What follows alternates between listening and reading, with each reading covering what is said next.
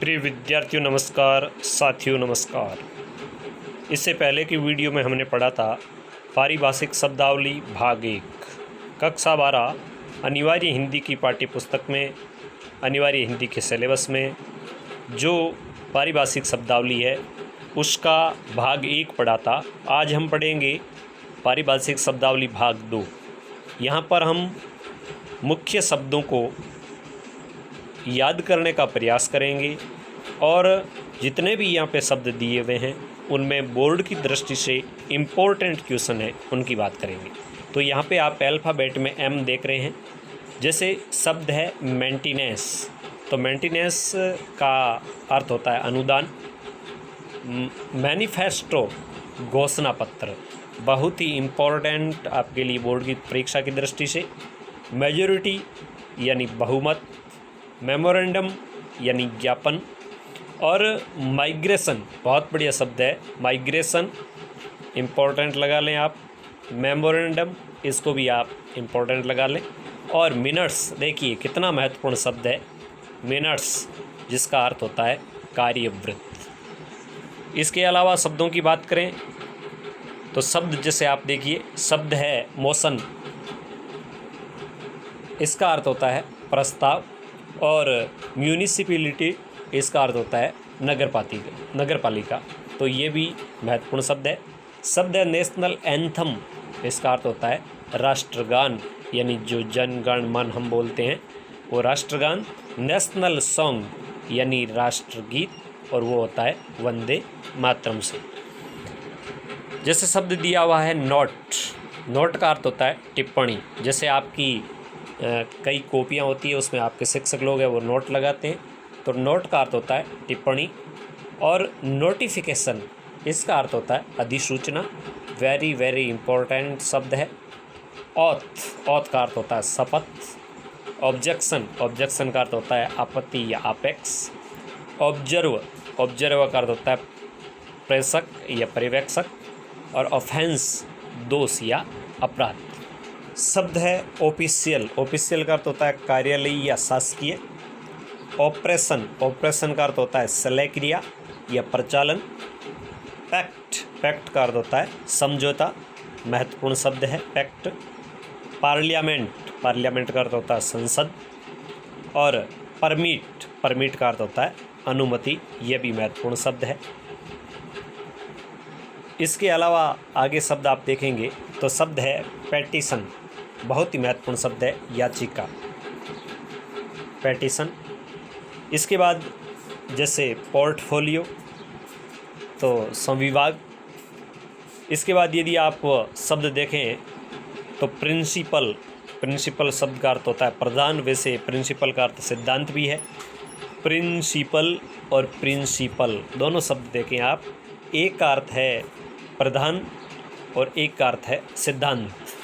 Probation, probation होता है परिवीक्षा काल, यानी प्रशिक्षण के जो अधीन होता है वो प्रोबेशन कहा जाता है उसको। उसके बाद आप शब्द देखें प्रोटोकॉल, प्रोटोकॉल महत्वपूर्ण शब्द है, हालांकि मैंने रेखांकित नहीं किया है। प्रोटोकॉल महत्वपूर्ण शब्द है जिसका अर्थ होता है नयाचार, आदिलेख या रुदाद। प्रोजेक्ट महत्वपूर्ण शब्द है, प्रोजेक्ट, और इसका अर्थ होता है परियोजना, जिससे सरकार का कोई प्रोजेक्ट होता है। प्रोविजनल, प्रोविजनल का अर्थ होता है अस्थायी। क्वालिफिकेशन, क्वालिफिकेशन का अर्थ होता है अर्हता या योग्यता। क्वालिटी, क्वालिटी का अर्थ होता है गुणवत्ता।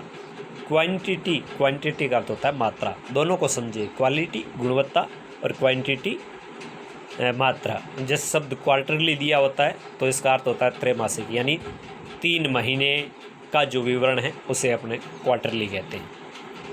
एक महत्वपूर्ण शब्द है देखिए कोरम, यानी आप पॉलिटिकल में पढ़ते हो। कोरम, कोरम का अर्थ होता है गणपूर्ति। कोई भी मीटिंग होती है, कोई भी बैठक होती है, तो उसमें जो निर्धारित बहुमत होता है उसे अपने कोरम कहते हैं, गणपूर्ति। इसके बाद यदि आप देखें तो शब्द है रिकॉर्ड, इसका अर्थ होता है अभिलेख। और रिसिप्ट, रिसिप्ट का अर्थ होता है रसीद या आवती। और रिबेट, रिबेट का अर्थ होता है छूट। तो ये महत्वपूर्ण 3 शब्द। फिर देखिए आप रेफरेंस, रेफरेंस का अर्थ होता है संदर्भ, वेरी इम्पोर्टेंट क्वेश्चन, रेफरेंस। इसके बाद आप देखेंगे रिक्रूटमेंट शब्द है। रिक्रूटमेंट का अर्थ होता है भर्ती, या आप एक तरीके से कहते हैं कि किसी भर्ती का जो विज्ञापन निकलता है उसको कहते हैं रिसोल्यूशन यानी संकल्प। और शब्द है रिमूवल। रिमूवल का अर्थ होता है निष्कासन। रिव्यू, रिव्यू का अर्थ होता है समीक्षा या पुनरीक्षण।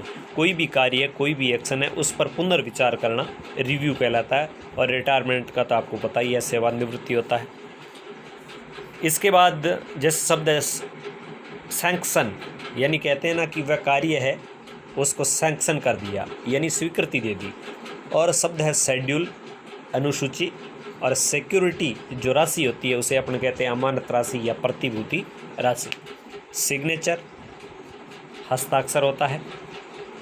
स्टेनोग्राफर यानी आशुलिपिक, यानी किसी भाषा का जो ट्रांसलेटर होता है उसके लिए अपन इस शब्द को प्रयोग में ले सकते हैं। जैसे शब्द है सबऑर्डिनेट। सबऑर्डिनेट का अर्थ होता है अधीनस्थ, जो किसी के अधीन हो। और सरप्लस, सरप्लस का अर्थ होता है अधिशेष। और सब्जेक्ट का आपको पता ही है, विषय होता है।